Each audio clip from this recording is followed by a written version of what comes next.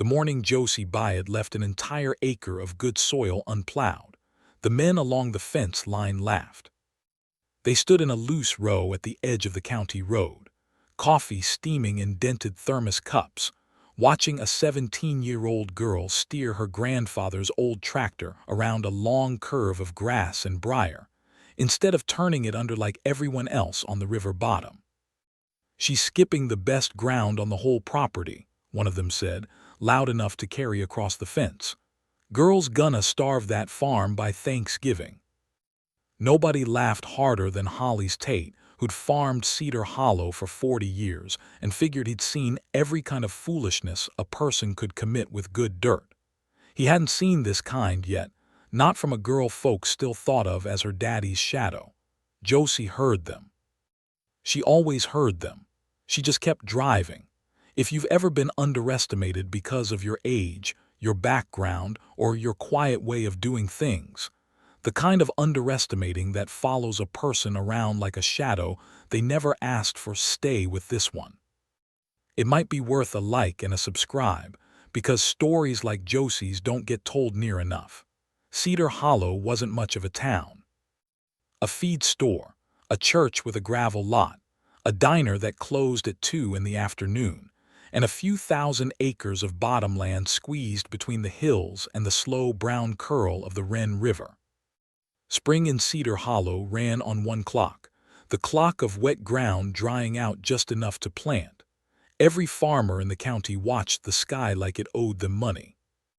Diesel smoke hung low over the fields by 6 in the morning, and tractors crawled the rows until the light gave out.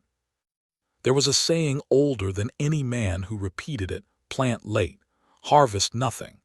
And in a county where half the families were one bad season away from losing land their grandparents had cleared by hand, nobody wanted to be the family that fell behind. The Byrd place sat on 340 acres along the bottom, ground that had been good to 4 generations, and hard on at least 2 of them. The old barn still stood at the top of the rise, gray and sway-backed, its boards silvered from 100 years of weather. Below it, the fields ran down toward Miller's Creek in long, even rows broken only by one stubborn curve of uncut grass. This spring, everybody was rushing. The ground had dried out in a narrow window between 2 storm systems, and every farmer with sense was in the field from sunup to dark, racing to get seed in before the sky turned again. Everybody except Josie. She left an acre bare. Josie Byrd was 17, quiet in the way that made people assume she didn't have much to say, when really she just didn't waste words on people who weren't listening. Her grandfather had been the only one who ever called her Josephine, usually right before he taught her something he thought mattered. She had her mother's steady hands and her father's stubborn jaw, and a habit of studying a field before she ever touched it, the way older farmers studied weather. She noticed things other people walked past without seeing: a low place in the ground, a stand of grass a shade too green, a fence post gone crooked from years of water pooling against it. Her daddy, Wendell Byrd, had run the farm his whole life, same as his father before him, until a heart attack put him in a hospital bed back in February. It left a stack of medical bills on the kitchen table that nobody in the family said out loud, and it left the planting to a girl who was supposed to still be worrying about homework. Her mama picked up extra shifts at a clinic 30 minutes down the highway just to keep the lights on. That left Josie the tractor, the debt, and the weight of 4 generations all at once. She didn't complain. She just worked. When the man at the feed store asked her, not unkindly, whether she needed her daddy to come sign for the seed order, she told him no, paid for it herself, and drove the truck home with her jaw set the whole way. Word travels fast on a river bottom. By the second week of planting season, everybody in Cedar Hollow knew the Byrd girl had left a strip of good ground bare, right along the low curve where Miller's Creek cut through the northern edge of the property. "She's young," they said at the diner, like that explained everything. "She'll learn. Wendell would never have left ground fallow in a year like this. someone else muttered over black coffee. Not with what they owe. Hollis Tate drove past the Byrd place most mornings on his way to his own fields, and most mornings he slowed down just enough to shake his head at the tangle of grass and old fence wire running along the creek. He wasn't a cruel man. He simply believed, the way a lot of men his age believed, that a lifetime of hard-won experience couldn't be outweighed by a teenager's hunch. "She's letting an acre of prime bottomland go to weeds," he told his wife one evening. "Breaks my heart to watch it." Josie kept driving her tractor around that strip like it wasn't there. She didn't explain herself, not to Hollis, not to the men at the feed store, not even to her mother, who asked once gently if she was sure. "I'm sure," Josie said. That was all she offered. The truth had started 3 months earlier, in a box in the attic nobody had opened since her grandfather's funeral. Eli Byrd had farmed that same ground for 51 years, and he'd kept notebooks the way some men keep secrets, dozens of them, cheap spiral pads filled with cramped pencil handwriting, weather notes, and hand-drawn sketches of the property with arrows marking the low places. Josie found them while digging for old tax records to help her mother sort through the bills. She almost put the box back. Instead, she sat down on the attic floor with a flashlight and read until 2 in the morning. One phrase kept repeating itself across different years, different decades in her grandfather's careful pencil: the giving ground. He'd marked it on a hand-drawn map, the same curved strip along Miller's Creek that everyone now considered wasted space. Beside it he'd written, "Never broke this ground. Not once in 51 years. Let it hold what it's meant to hold." There were sketches of water moving down off the higher fields, funneling toward that low curve in heavy rain. Notes about a flood back in 1961 that had gutted 3 farms downstream, while the Byrd land came through with barely a scratch.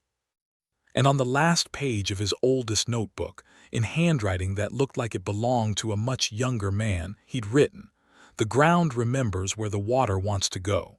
Don't fight it. Give it a place to slow down and it won't take the rest." Josie walked that strip of land the next morning with the notebook in her hand, matching her grandfather's sketches to the real, overgrown ground in front of her. The grass there was deep-rooted and thick, unlike anything in the tilled fields. The soil didn't wear the same hard crust of dried mud. It gave, faintly, spongy under her boots.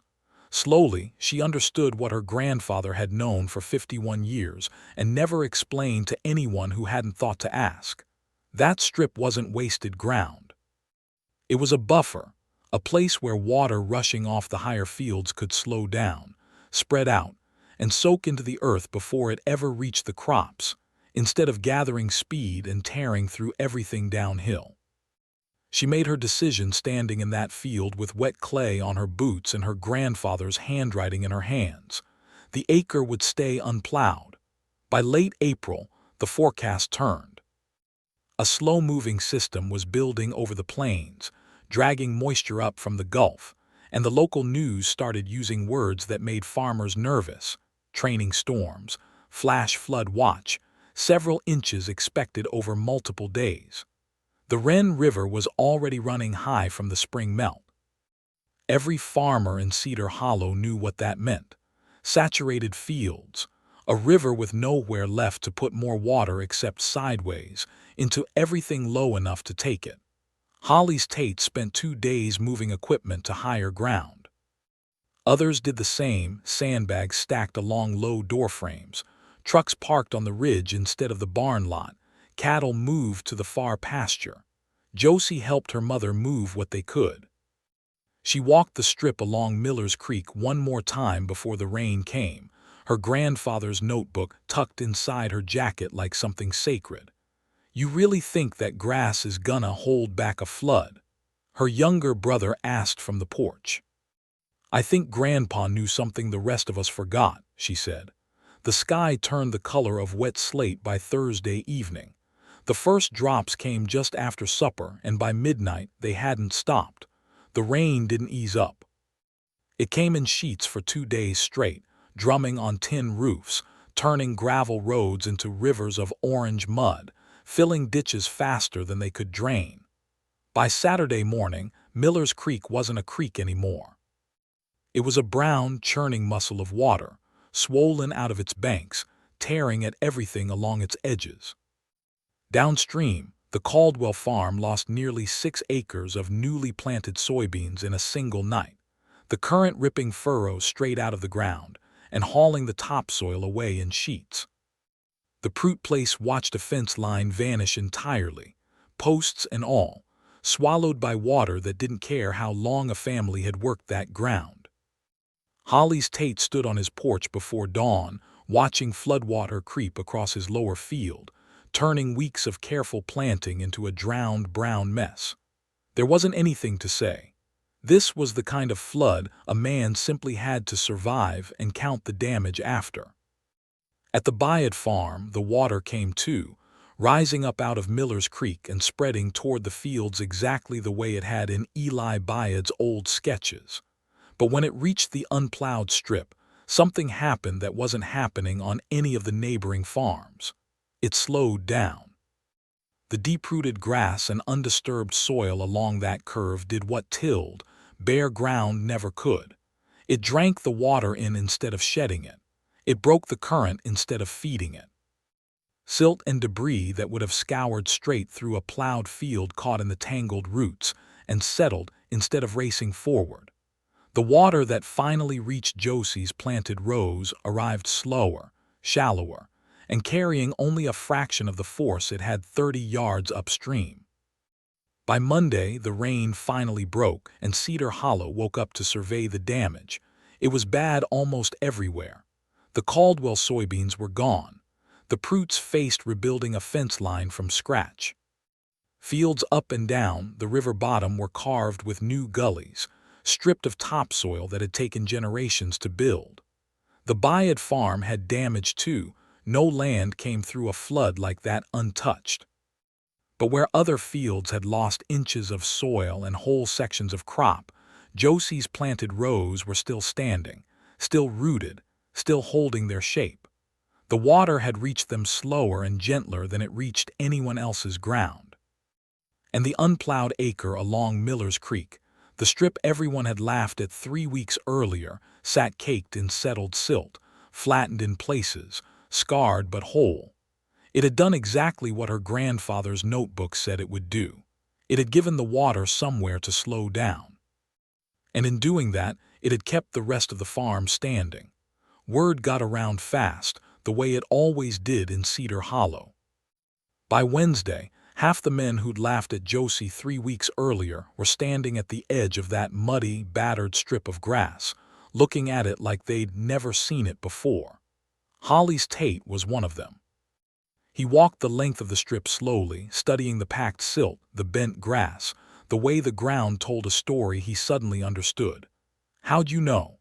he asked her, and there wasn't any mockery left in his voice, just plain, tired curiosity. Josie stood beside him with mud on her boots, same as always, and told him about the notebooks in the attic, the 51 years her grandfather never broke that ground.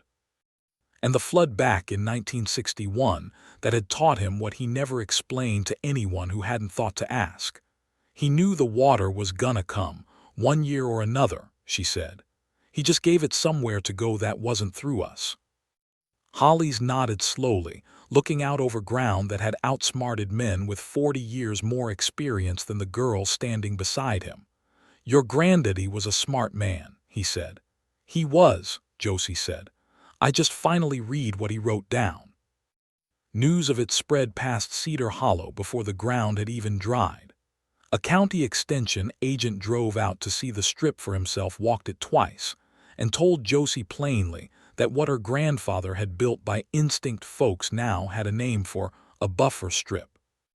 A grassed waterway, the same kind of conservation practice universities spent decades studying, and farmers had once simply known in their bones. Josie didn't need the name for it.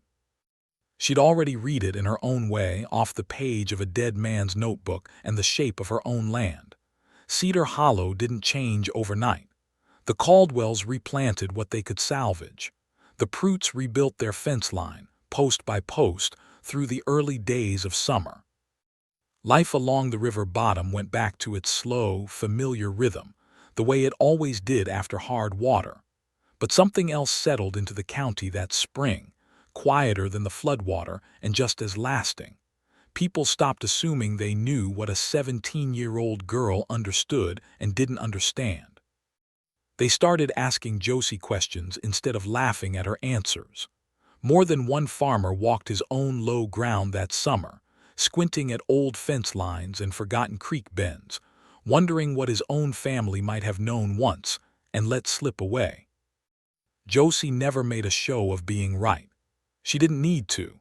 She kept walking her fields the way her grandfather had taught her, slow, observant, listening to ground that had been trying to speak the whole time, to anyone patient enough to hear it. Some kinds of wisdom don't shout. They wait, quiet and unplowed, for someone willing to notice them.